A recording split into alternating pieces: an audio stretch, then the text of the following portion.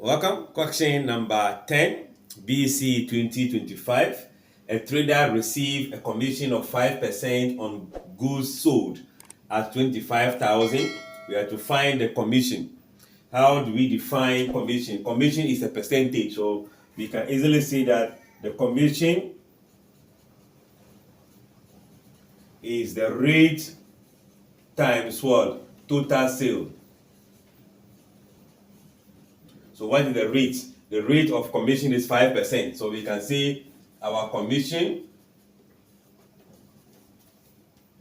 will be equals to 5%, which is 5 out of 100 of the total sales. And the total sales in this matter is 25,000. So we know these two zeros, we'll cancel this.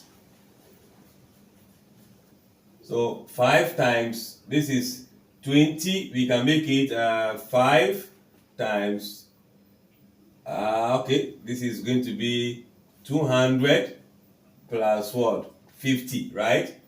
So if I am using this, 5 is multiplying this 100, and we add a 10, then 5 is multiplying this 25.